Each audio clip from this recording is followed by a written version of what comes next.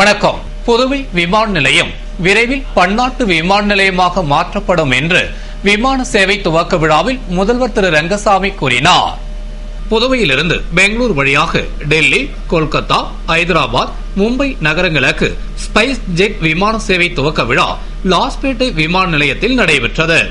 விழாவினை spice jet நிறுவனத்தின் மூத்த துணைத் தலைவர் கமல் சிங்கோ ராணி குத்துவிளக்கேற்றி துவக்கி வைத்து பேசுகையில், புதுவையிலிருந்து 20 ஆண்டுகளுக்கு பிறகு முதல் முறையாக ஸ்பைஸ் ஜெட் விமான சேவையை துவங்குவதில் மகிழ்ச்சி அடைவதாகவும், தற்போது வாரத்தில் 3 நாட்கள் மட்டும் இயக்கப்படும் விமான சேவையை தினமும் இயக்கும் வகையில் நடவடிக்கை எடுக்கப்படும் என்று பேசினார்.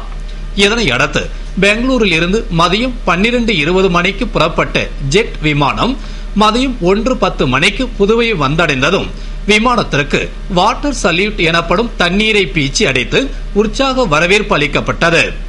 தொடர்ந்து விமானத்திலிருந்து இறங்கிய பயணிகளுக்கு முதல்வர் திரு ரங்கசாமி பூங்கொத்து கொடுத்து வரவேற்றார். பின்னர் அவர் பேசுகையில், புதுவையிலிருந்து வெளி மாநிலங்களுக்கு ஸ்பைஸ் ஜெட் நிறுவனம் விமான சேவையை துவங்கியுள்ளது மகிழ்ச்சி அளிக்கிறது என்றும், இதனால் சுற்றுலா பயணிகளின் எண்ணிக்கை அதிகரிக்கும். எனவே விரைவில் விமான நிலையம் விரிவாக்கப்பட்டு பன்னாட்டு விமான நிலையமாக மாற்றப்படும் என்று பேசினார்.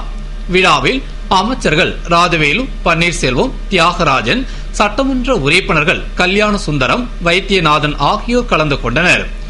முன்னதாக பயண சீட்டு முன்பதிவு செய்ய வந்து வெளிநாட்டு சுற்றுலா பயணிகளை வரவேற்று அவர்களது கையால் கேக் வெட்டி மகிழ்ச்சி பரிமாறிக் கொள்ளப்பட்டது. விழாவில் சுற்றுலாத்துறை செயலர் மூர்த்தி, இயக்குநர் சிவக்குமார் மற்றும் அரசு அதிகாரிகள் பங்கேற்றனர். இந்த விமான சேவை மூலமாக தேசிய வான்வழி தடத்தில் புதுவையும் இணைக்கப்பட்டது.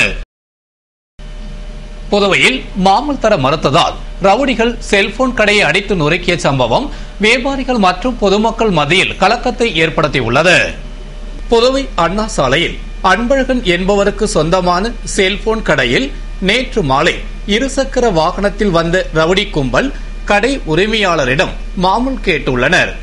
அவர் மாமூல் தர மறுத்ததால் அவரை மிரட்டிய அந்த கும்பல் கடையை அடைக்கும் நேரத்தில் உருட்டு கட்டையுடன் விரைந்து வந்து அத்துமீறி கடைக்குள் புகுந்து அங்கிருந்த செல்போன் உள்ளிட்ட பொருட்களை அடித்து நொறுக்கியதோடு மட்டுமன்றி கடையில் பணியாற்றி வரும் முத்துக்குமாரசாமி, உதயசங்கர் ஆகியோரை தடியால் கடுமையாக தாக்கினர்.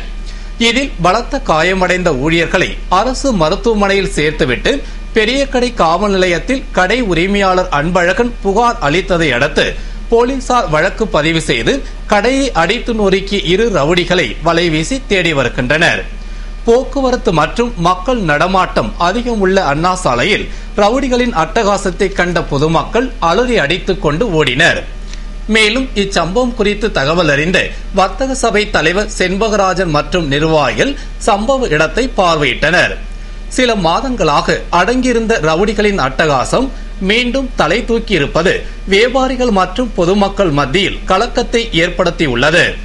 எனவே ரவுடிகளின் அட்டகாசத்தை ஒடுக்க வலியுறுத்தி வியாபாரிகள் கடைகளை அடைத்து போராட்டத்தில் ஈடுபட்டனர்.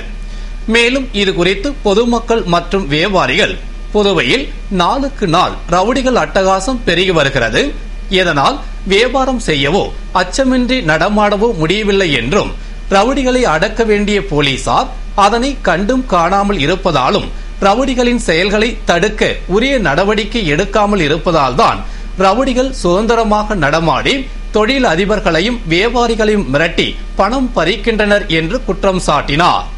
சட்டம் ஒழுங்கை நிலைநாட்டி அமைதியை நிலைநாட்ட வேண்டிய கடமை உள்ள காவல்துறையினர் அதனை தடுக்க உரிய நடவடிக்கை எடுக்காமல் உள்ளதாக குற்றம் சாட்டி எழுந்துள்ளதால் முதல்வர் திரு ரங்கசாமி தலையிட்டு மத்திய படையினரை வரவழைத்து அவர்களின் உறுதுணையோடு இதுபோன்ற சம்பவங்கள் நிகழாமல் தடுத்து வியாபாரிகளையும் பொதுமக்களையும் காத்து நிம்மதியாக வாழ வழி செய்ய வேண்டும் என்று வேண்டுகோள் விடுத்தனர்.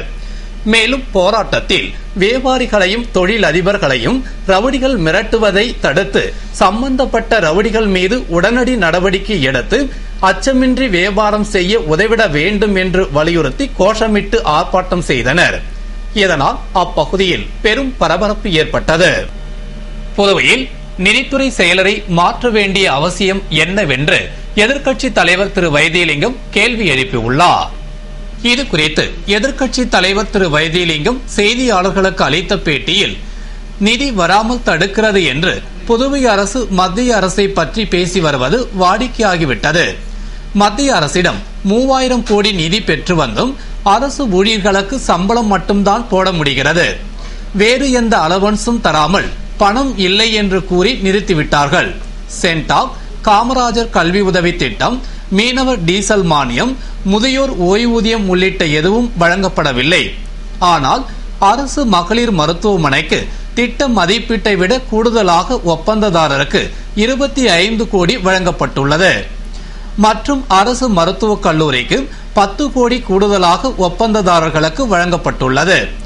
பாதாள சாக்கடை சுத்தப்படுத்தும் சிறிய ஒப்பந்ததாரர்களுக்கு பணம் வழங்கப்படாத நிலையில் கூடுதலாக மருத்துவமனை மருத்துவக் கல்லூரி ஒப்பந்ததாரர்களுக்கு மட்டும் வழங்க பணம் வந்தது. அதற்கு தலைமை செயலர் எப்படி அனுமதித்தார்கள் என்பது குறித்து அரசு உடனடியாக பதில் சொல்ல வேண்டும் என்றும் இது குறித்து மத்திய அரசு விசாரணை செய்து நடவடிக்கை எடுக்க வேண்டும் என்றார். தொடர்ந்து புதுவை அரசின் நிதி குறித்து ஆய்வு செய்ய மத்திய குழு வந்துள்ளது என்றும் உண்மையான நிலவரத்தை ஆய்வு செய்து மாநில அரசு கூறுவது உண்மையா பொய்யா என்பதை மத்திய குழு தெளிவுபடுத்தும் என்றார். மேலும் மக்களின் தேவை என்ன என்பதை அறிந்து அவர்களை ஏமாற்றாமல் அதனை செய்வதை விடுத்து நிதித்துறை செயலரை மாற்ற வேண்டிய அவசியம் என்ன என்றும் திரு வைத்திலிங்கம் கூறினார். புதுவையில் உள்ள நிதி ஆதார பிரச்சனைகளுக்கு தீர்வு காணாமல் அரசியல் குறுக்கீடுகள் என்று முதல்வர் கூறுவதை மக்கள் நம்ப மாட்டார்கள் என்று திராவிட முன்னேற்றக் கழக மாநில அமைப்பாளர் எம்.ஏ. சுப்பிரமணியன் கூறியுள்ளார். இது தொடர்பாக திராவிட முன்னேற்றக் கழக மாநில அமைப்பாளர் எம்.ஏ. சுப்பிரமணியன் கூறுகையில், புதுவை அரசு நிதி நெருக்கடியில் இருப்பதை முதல்வர் திரு ரங்கசாமி அவர்கள் நேரடியாக குறிப்பிடாமல் மாநில அந்தஸ்து கிடைத்தால் நிர்வாகம் மேம்படும் என்றும் மாநில நிர்வாகத்தில் குறுக்கீடுகள் இருக்கின்றன என்றும் பொதுவாக கூறி வருகிறார். இதனை அடுத்து முதல்வர் திரு ரங்கசாமி எந்தெந்த துறைகளில் குறுக்கீடுகள் உள்ளன, இதனால் பாதிக்கப்பட்ட திட்டங்கள் மற்றும் வளர்ச்சி பணிகள் என்னென்ன என்பதை வெளிப்படையாக தெரிவிக்க வேண்டும் என்றார். மேலும் ஒரு துறைக்கு ஒதுக்கப்பட்ட தொகையினை அந்த துறைக்கு செலவிடாமல் மற்ற துறைகளுக்கு மாற்றி அமைப்பதால் தான் நிதி சிக்கல் ஏற்படுவதாக அதிகாரிகள் தெரிவிக்கின்றனர். எனவே முதல்வர் திரு ரங்கசாமி அவர்கள் வரவு செலவு திட்டத்தில் அறிவித்த துறை வாரியான நிதி ஒதுக்கம், இதுநாள் வரை செலவிடப்பட்ட தொகை, திட்டமில்லா செலவினங்களுக்கு திருப்பிவிட்ட தொகை உள்ளிட்ட நிதிநிலை குறித்து வெள்ளை அறிக்கையை வெளியிட வேண்டும் என்றும், அதனை விடுத்து நிதி ஆதாரம் குறித்த பிரச்சனைகளுக்கு தீர்வு காணாமல் அரசியல் குறுக்கீடுகள் என்ற வார்த்தையை மட்டும் சொன்னால் மக்கள் நம்ப மாட்டார்கள் என்று கூறினார். மேலும் கடந்த 2007ஆம் ஆண்டு புதுவைக்கு என்று தனி கணக்கு துவங்கிய பொழுது மாநில அந்தஸ்து குறித்து முதல்வர் திரு ரங்கசாமி வலியுறுத்தினாரா என்றும், அல்லது இது சம்பந்தமாக பிரதமர், மத்திய உள்துறை அமைச்சர், மத்திய நிதி அமைச்சரை அணுகி தொடர் நடவடிக்கை எடுத்தாரா என்று கேள்வி எழுப்பிய அவர், மாநில அந்தஸ்து என்பது ஒரு கை ஓசை அல்ல என்றும் அவர் குறிப்பிட்டார். புதுவை அடுத்த கோட்டக்குப்பத்தில் பூட்டியிருந்த வீட்டின் கதவை உடைத்து பொருட்களை கொள்ளையடித்து சென்ற மர்ம ஆசாமிகளை போலீசார் வலைவீசி தேடி வருகின்றனர். புதுவை அடுத்த கோட்டக்குப்பத்தில் முகமது ஷமீல் என்பவர் தொடர்ந்து சில நாட்கள் பொங்கல் விடுமுறை அளிக்கப்பட்டதால் வீட்டை பூட்டிக் கொண்டு தங்கள் குடும்பத்தினருடன் வெளியூர் சென்றிருந்தார். அந்த சமயத்தில் மர்ம நபர்கள் சிலர் வீட்டின் கதவை உடைத்து உள்ளே சென்று அலமாரியை உடைத்து அதிலிருந்து சுமார் 2 லட்சம் மதிப்புள்ள பொருட்களை திருடிச் சென்றனர். ஊருக்கு திரும்பிய முகமது ஷமீல் வீட்டு கதவு உடைந்திருப்பதை கண்டு அதிர்ச்சியுற்று காவல் நிலையத்தில் புகார் அளித்தார். இதுகுறித்து போலீசார் வழக்கு பதிவு செய்து கொள்ளையடித்து சென்ற மர்ம ஆசாமிகளை வலைவீசி தேடி வருகின்றனர். மேலும் இது தொடர்பாக வீட்டின் உரிமையாளர் முகமது ஷமீல் கூறுகையில், அதிர்ஷ்டவசமாக அலமாரியில் தங்க நகைகளோ பணமோ வைத்திருக்கவில்லை என்றும் வெள்ளி பொருட்கள், கேமரா, விலை உயர்ந்த வாட்ச் என சுமார் 2 லட்சம் மதிப்புள்ள பொருட்கள் வைத்திருந்ததாகவும் அவை முழுவதும் திருடி போய்விட்டதாக தெரிவித்தார். நிதி செலவினங்களை ஆய்வு செய்வதற்காக புதுவை வந்த மத்திய அதிகாரிகள் குழுவினர் மாநில கணக்கு மற்றும் கருவூலத்துறை இயக்குநர் அலுவலகத்தில் ஆலோசனை நடத்தினர். புதுவை அரசு முன்பு எப்போதும் இல்லாத அளவில் கடும் நிதி நெருக்கடியில் சிக்கி தவிப்பதால் நிதி செலவினங்களை ஆய்வு செய்ய மத்திய கணக்கு மற்றும் கருவூலத்துறை 3 பேர் புதுவை வந்தனர். அவர்கள் ரெயின்போ நகரில் உள்ள புதுவை அரசின் கணக்கு மற்றும் கருவூலத்துறை அலுவலகத்திற்கு சென்றனர். அவர்களை இயக்குனர் ராகவன் வரவேற்று தனது அறைக்கு அழைத்து சென்றார். அங்கு மத்திய அதிகாரிகளின் ஆலோசனை நடைபெற்றது. இதனைத் தொடர்ந்து கடந்த 3 ஆண்டு நிதி செலவினங்கள் குறித்த கோப்புகள் தனி அறைக்கு எடுத்துச் செல்லப்பட்டது. அங்கு அதிகாரிகள் குழு கணக்கை தணிக்கை செய்து வருகிறது. ஆய்வினை முடிந்த பிறகு ஆய்வு அறிக்கையை அதிகாரிகள் குழு மத்திய அரசிடம் சமர்ப்பிக்கும். புதுவை திருபுவனை தொகுதியில் தீ விபத்தில் பாதிக்கப்பட்டவர்களுக்கு வருவாய்த்துறை சார்பில் நிவாரண உதவித் தொகையினை பிப்டிக் தலைவரும் சட்டமன்ற உறுப்பினருமான திரு அங்காளன் வழங்கினார். புதுவை திருபுவனை தொகுதிக்கு உட்பட்ட திருபுவனை பெரியபேட்டில் ஏற்பட்ட தீ விபத்தில் வசந்தி என்கின்ற ஆராய், அம்மாயி பூங்காவனம் ஆகிய இருவரின் வீடுகளும் எரிந்து சேதமடைந்தது. அதுபோன்று நல்லூரில் ஏற்பட்ட தீ விபத்தில் லட்சுமிபதி என்பவர் வீடு எரிந்து சேதமடைந்தது. பாதிக்கப்பட்ட மூவருக்கும் வருவாய்த்துறை சார்பில் நிவாரண நிதி வழங்கும் நிகழ்ச்சி நடைபெற்றது. நிகழ்ச்சியில் தொகுதியின் சட்டமன்ற உறுப்பினரும் பிப்டிக் தலைவருமான திரு அங்காளன் கலந்து கொண்டு தலா 12,000 ரூபாய் வீதம் 36,000 ரூபாய்க்கான நிதியினை வழங்கினார். மேலும் உடனடி நிவாரணமாக இலவச வேட்டி சேலையினை வழங்கி ஆறுதல் கூறினார்.